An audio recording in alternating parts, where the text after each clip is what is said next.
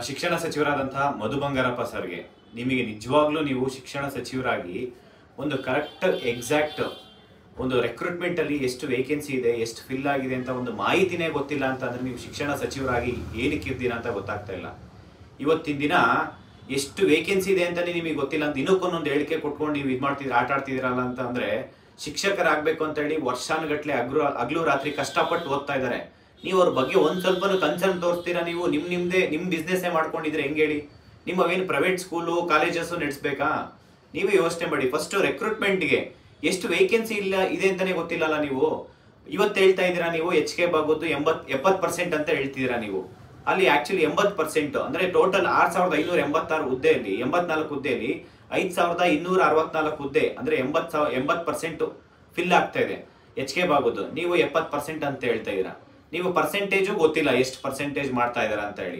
80% ಅಲ್ಲಿ ನೀವು ಯೋಚನೆ ಮಾಡಿ ಟೋಟಲ್ ವೇಕೆನ್ಸಿ ಎಷ್ಟಿದೆ ಅಂತ ಯಾವತ್ತಾದ್ರೂ ಒಂದ್ಸತಿ ಹೇಳಿದೀರಾ? ಒಂದ್ಸತಿ ನಾನು ಹೇಳ್ತೀನಿ ಕೇಳಿಸ್ಕೊಳ್ಳಿ ಎಷ್ಟಿದೆ ಟೋಟಲ್ ವೇಕೆನ್ಸಿ ಅಂತ. 70,727 ಹುದ್ದೆ ಖಾಲಿ ಇದೆ ಟೀಚರ್ಸ್ ಅಲ್ಲಿ. ಆದ್ರೆ ನೀವು ಮಾಡ್ತಾ ಇರೋದೇನು? ನಾವು ಪ್ರಿನ್ಸಿಪಲ್ ಸೆಕ್ರೆಟರಿ ಅವ್ರನ್ನ ಭೇಟಿ ಮಾಡಿದಾಗ ಅವ್ರು ಏನ್ ಹೇಳ್ತಿದ್ದಾರೆ ಅಂತಂದ್ರೆ ಒಂದೇ ಒಂದು ವೇಕೆನ್ಸಿ ಅಂದ್ರೆ ನೋಟಿಫಿಕೇಶನ್ ಯಾವ ವೇಕೆನ್ಸಿಗೂ ಫೈನಾನ್ಷಿಯಲ್ ಡಿಪಾರ್ಟ್ಮೆಂಟ್ ಇಂದ ಅಪ್ರೂವಲ್ಲೇ ಸಿಕ್ಕಿಲ್ಲ ಅಂತ ಹೇಳ್ತಾ ಇದಾರೆ. ನೀವೇನ್ ಮಾಡ್ತಾ ಇದ್ದೀರಾ? ನೀವು ಶಿಕ್ಷಣ ಸಚಿವರಾಗಿ ಏನ್ ಮಾಡ್ತಿದ್ದೀರಾ ಅಂತ? 70% ಅಂತಂದ್ರೆ 70,000ದಲ್ಲಿ ನೀವು ಅಟ್ಲೀಸ್ಟ್ 50% ಅಂದ್ರೆ ಎಷ್ಟಾಯ್ತು? 35ರಿಂದ 40,000 ಹುದ್ದೆ ಫಿಲ್ ಮಾಡ್ಬೇಕಾಯ್ತು. ನೀವು ಲಾಸ್ಟ್ 2.5 ವರ್ಷದಿಂದ ಒಂದೇ ಒಂದು ವೇಕೆನ್ಸಿ ಫಿಲ್ ಮಾಡಿದ್ರಾ? ಒಂದೇ ಒಂದು ನೋಟಿಫಿಕೇಶನ್ ಮಾಡಿದಿರಾ ನೋಡೋಣ?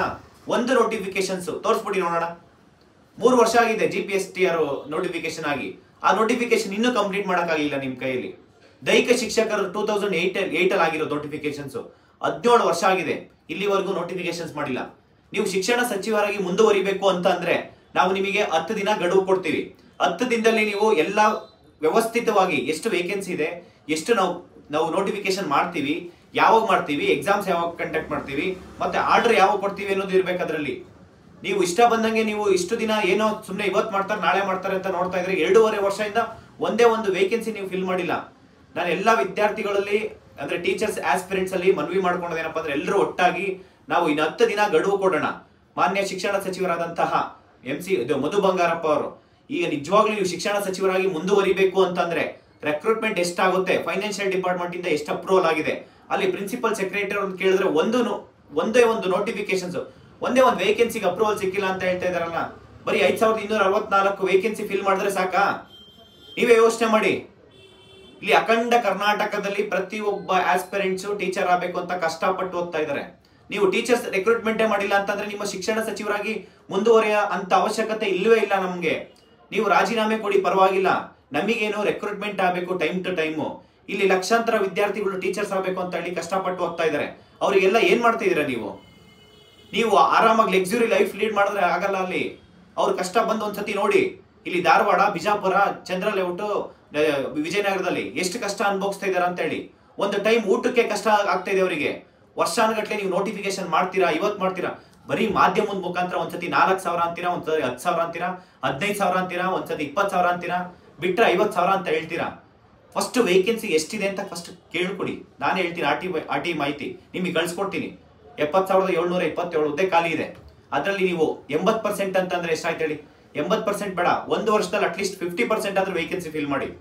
50% ನೀವು ವೇಕೆನ್ಸಿ ಫಿಲ್ ಮಾಡಕ್ಕಾಗ್ಲಿಲ್ಲ ಅಂತಂದ್ರೆ ರಾಜೀನಾಮೆ ಕೊಟ್ಟು ಮನೆಗೆ ಹೋಗಿ. ಅವಶ್ಯಕತೆನೇ ಇಲ್ಲ ನಿಮ್ಮಂತ ಸಚಿವರಾಗಿ, ಶಿಕ್ಷಣ ಸಚಿವರಾಗಿ. ಇಲ್ಲಿ ಎಷ್ಟೋ ಸ್ಕೂಲ್ಸ್ ಅಲ್ಲಿ ಟೀಚರ್ಸ್ ಇಲ್ದಿರಾ ಎಲ್ಲ ಪ್ರೈವೇಟ್ ಹೋಗ್ತಾ ಇದಾರೆ ಮಕ್ಕಳು. ಇಲ್ಲಿ ವಿದ್ಯಾರ್ಥಿಗಳಿಗೆ ತೊಂದರೆ ಆಗ್ತಾ ಇದೆ. ಅದೇ ನಿಮ್ಮ ಮಕ್ಕಳು ಗೌರ್ಮೆಂಟ್ ಸ್ಕೂಲಲ್ಲಿ ಓದಿದ್ರೆ ಗೊತ್ತಾಗ್ತಿತ್ತು ಎಷ್ಟು ಕಷ್ಟ ಆಗ್ತಿದೆ ಅಂತ ಹೇಳಿ. ಯಾಕೆಂದ್ರೆ ಇವೆಲ್ಲ ಪ್ರೈವೇಟ್ ಸ್ಕೂಲಲ್ಲಿ ಕಳಿಸ್ಬಿಟ್ಟು ಆರಾಮಾಗಿ ಲೈಫ್ ಲೀಡ್ ಮಾಡ್ತಾ ಇದಾರಲ್ಲ, ಕಷ್ಟ ಪಡ್ತಾ ಇರೋದು ಇಲ್ಲಿ ಗೌರ್ಮೆಂಟ್ ಸ್ಕೂಲ್ಗೆ ಹೋಗ್ತಾ ಇರೋ ಮಕ್ಕಳು ವಿದ್ಯಾರ್ಥಿಗಳು. ಟೀಚರ್ಸ್ ಇಲ್ದಿರ ಪಾಪ ಎಷ್ಟೋ ಸ್ಕೂಲ್ಸ್ ಮುಚ್ತಾ ಇದೀವಿ ಇವತ್ತು. ಗೌರ್ಮೆಂಟ್ ಸ್ಕೂಲ್ಸ್ ಯಾಕೆ ಮುಚ್ತಾ ಇದಾರೆ ಅಂದ್ರೆ ಬಿಕಾಸ್ ಆಫ್ ಟೀಚರ್ಸ್ ಇಲ್ಲ. ಟೀಚರ್ಸ್ ಇದ್ದಲ್ಲ ಮಕ್ಕಳು ಹೆಂಗ್ ಅಡ್ಮಿಷನ್ ಆಗ್ತಾರೆ ಗೌರ್ಮೆಂಟ್ ಸ್ಕೂಲ್ಗೆ? ನೀವು ಬೇಸಿಕ್ ಫೆಸಿಲಿಟೀಸೇ ಕೊಟ್ಟಿಲ್ಲ ಅಂತಂದ್ರೆ, ಟೀಚರ್ಸ್ ಇಲ್ಲ ಅಂದ್ರೆ ನೀವು ಮತ್ತೆ ಹೆಂಗೆ ವಿದ್ಯಾರ್ಥಿಗಳು ಕಾಲೇಜಿಗೆ ಸ್ಕೂಲ್ಗೆ ಅಡ್ಮಿಷನ್ ಆಗ್ತಾರೆ ಹೇಳಿ? ನಿಮಗೆ 10 ದಿನ ಟೈಮ್ ಕೊಡ್ತೀವಿ. 10 ದಿನದಲ್ಲಿ ನೀವೇನಾದ್ರೂ ರೆಕ್ರೂಟ್ಮೆಂಟ್ ಟೈಮ್ ಮಾಡಿಲ್ಲ ಅಂತಂದ್ರೆ, ಇಷ್ಟು ನೋಟಿಫಿಕೇಶನ್ ವೇಕೆನ್ಸಿ ಇದೆ ಇಲ್ಲ ಅಂತಂದ್ರೆ ಧಾರವಾಡದಲ್ಲಿ ಬೃಹತ್ ಮಟ್ಟದ ಪ್ರತಿಭಟನೆ ಮಾಡ್ತೀವಿ. ಎಲ್ಲಾ ಶಿಕ್ಷಕ ಆಸ್ಪಿರೆಂಟ್ಸ್ ಈ ಅಕ್ಸಾ ಅಫಿಷಿಯಲ್ ಅಂದ್ರೆ ಡಿಸ್ಕ್ರಿಪ್ಷನ್ ಅಲ್ಲಿ ಟೀಚರ್ಸ್ ಅಕ್ಸಾ ಟೀಚರ್ಸ್ ಅಂತ ಇಲ್ಲಿ ಗ್ರೂಪ್ ಇದೆ, ಟೆಲಿಗ್ರಾಮ್ ಗ್ರೂಪ್ ಇದೆ. ಅದ್ರಲ್ಲಿ ಎಲ್ಲರೂ ಜಾಯ್ನ್ ಆಗಿ ಎಲ್ಲರೂ ಒಗ್ಗಟ್ಟಾಗೋಣ. ದೊಡ್ಡ ಮಟ್ಟದ ಪ್ರತಿಭಟನೆ ಮಾಡಬೇಕು. ಇಲ್ಲ ಅಂತಂದ್ರೆ ಇವ್ರು ಇನ್ನೂ 5 ವರ್ಷ ಆದ್ರೂ ನೋಟಿಫಿಕೇಶನ್ಸ್ ಮಾಡಲ್ಲ. ಹಿಂಗೆ ಸರ್ಕಾರ ಇನ್ನು 2 ವರ್ಷ ಮುಂದೆ ತಳ್ಬಿಟ್ಟು ಗೋವಿಂದ ಆಗ್ಬಿಡುತ್ತೆ. ನಾನು ಹೇಳ್ತಾ ಇರೋದು ಎಲ್ಲ ವಿದ್ಯಾರ್ಥಿಗಳಲ್ಲಿ ಒಗ್ಗಟ್ಟಾಗಿ ಏನ್ ಬೇಕಾದ್ರೂ ಮಾಡ್ಬೋದು. ಯಾವುದೇ ಕಾರಣಕ್ಕೂ ಟೀಚರ್ಸ್ ರಿಕ್ರೂಟ್ಮೆಂಟ್ ಆಗ್ದಿರ ಬಿಡಲ್ಲ. ನೆಕ್ಸ್ಟ್ 1 ವರ್ಷದಲ್ಲಿ ಕನಿಷ್ಠ ಅಂತಂದ್ರೆ 50% ವೇಕೆನ್ಸಿ ಏನಿದೆ ಅದನ್ನ ಫಿಲ್ ಮಾಡಲೇಬೇಕು ಅಂತ ಹೇಳಿ ನಾವು ಡಿಮ್ಯಾಂಡ್ ಮಾಡೋಣ. ಥ್ಯಾಂಕ್ ಯು, ನಮಸ್ಕಾರ.